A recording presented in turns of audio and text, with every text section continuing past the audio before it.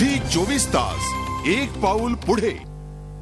जिंदल का झूठ और कोयले का सच, यही सच आज हम आपके सामने बता रहे हैं। और हम आपको बता रहे हैं कि आज कैसे नवीन जिंदल ने अचानक फैसला किया कि वो एक प्रेस कॉन्फ्रेंस करेंगे और जी न्यूज के ऊपर घटिया आरोप लगाएंगे ताकि पूरा की पूरा ध्यान कोल स्कैम से हट सके। कोल स्कैम में नवीन जिंदल ने खुद कितना पैसा बनाया है, खुद कितने स्कैम किए हैं, उससे लोगों की नजर हट सके। लेकिन ऐसा होगा नहीं, क्योंकि मुद्दा नवीन जिंदल से कहीं ज्यादा बड़ा है। सीएजी की रिपोर्ट बताती है कि कोयला घोटाले में सबसे ज्यादा फायदा नवीन जिंदल की कंपनियों को हुआ है। ये पूरा घोटाला 1,86,000 करोड़ का है, 2G घोटाले से भी बड़ा घोटाला। इस वजह से देश के सबसे बड़े घोटाले में नवीन जिंदल सवालों के घेरे में है। उम्मीद थी कि अपनी प्रेस कॉन्फ्रेंस में नवीन जिंदल कोयला घोटाले के आरोपों पर भी जवाब देंगे और जाहिर है सवाल भी जरूर पूछे जाएंगे, लेकिन उन्होंने ऐसा नहीं किया।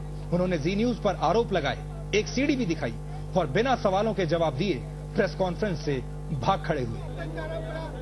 ये देखिए, नवीन जिंदल आए, उन्होंने अपनी बात की और जैसे ही कोई भी पत्रकार उनसे सवाल पूछ पाता, उससे पहले ही वो पीछे से कूदकर पीछे के रास्ते से भाग खड़े हुए। ये वो तस्वीरें हैं, देखिए कैसे नवीन जिंदल को प्रेस कॉन्फ्रेंस छोड़कर पीछे के दरवाजे से भागना पड़ा। आखिर ऐसी क्या मजबूरी थी कि नवीन जिंदल इतनी बड़ी संख्या में पत्रकारों के जवाब नहीं देना चाहते थे।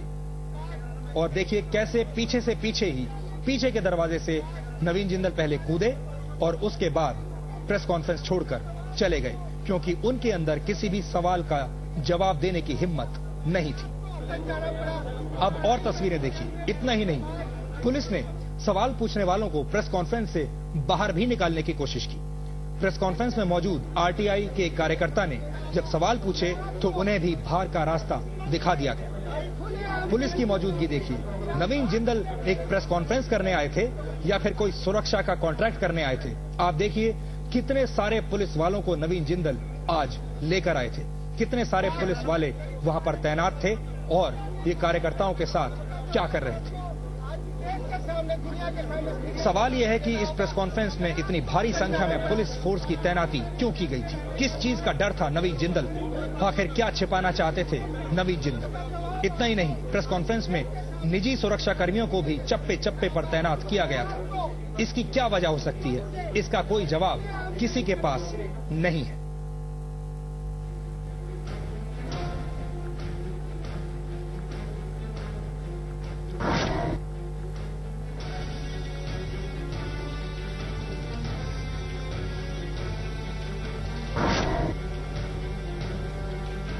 हमारे सवाल है नवीन जिंदल से। आरटीआई के कार्यकर्ताओं के सवालों पर उन्होंने कोई जवाब नहीं दिए, बल्कि पीछे के दरवाजे से भाग गए। प्रेस कॉन्फ्रेंस में इतनी भारी संख्या में पुलिस फोर्स क्यों मौजूद थी?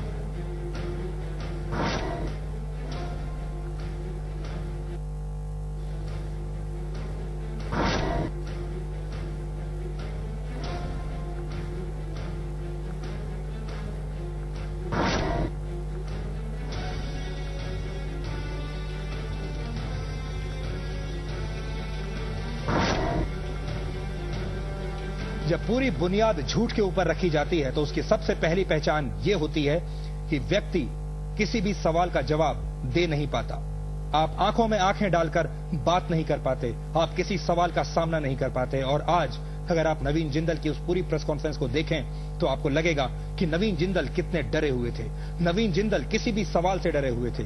नवीन जिंदल किसी की आंखों में आंखें डालकर बात नहीं कर रहे थे। वो सिर्फ एक सीडी लेकर आए थे और एक ट्रांसक्रिप्ट लेकर आए थे और सिर्फ उसी के दम पर तमाम तरह के आरोपों से बचना चाहते थे। सवाल मीडिया के भी थे, लेकिन जिसके सवालों से नवीन जिंदल को मैदान छोड़कर भागना पड़ा वो थे छत्तीसगढ़ से आए आरटीआई एक्टिविस्ट रमेश अग्रवाल। रमेश अग्रवाल ने नवीन जिंदल पर कई सवाल दागे एक के बाद एक, लेकिन जवाब एक का भी नहीं।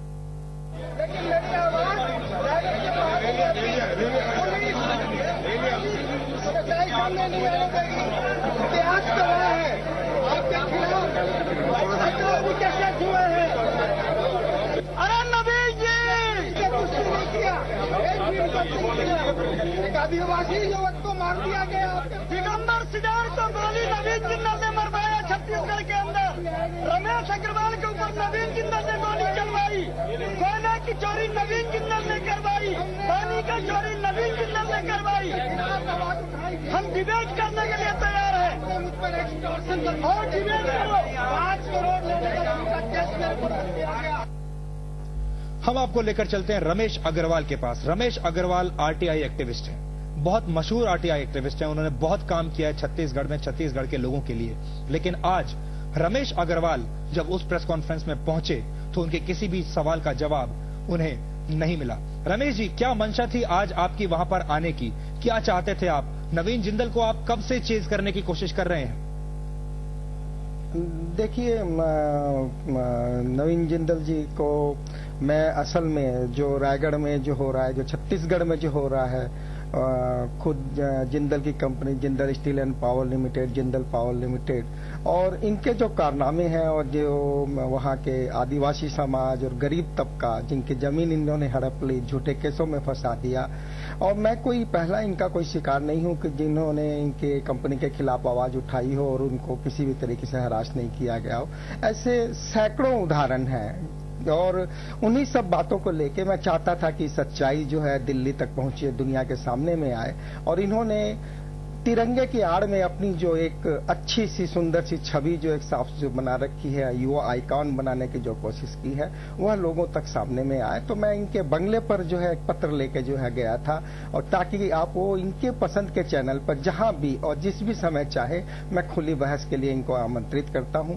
हम यदि गलत हैं तो लोग तय करेंगे, मीडिया तय करेगा, और यदि ये गलत है तो यह इस जवाबदारी जो है मीडिया। रमेश जी, लेकिन आज नवीन जिंदल आपकी बातें सुनकर भाग क्यों गए? क्यों आपका सामना नहीं किया उन्होंने?